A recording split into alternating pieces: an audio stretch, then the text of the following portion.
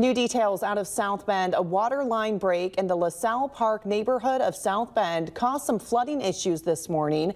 This is the 3700 block of Western Avenue in between Wellington and Illinois Street on the city's west side.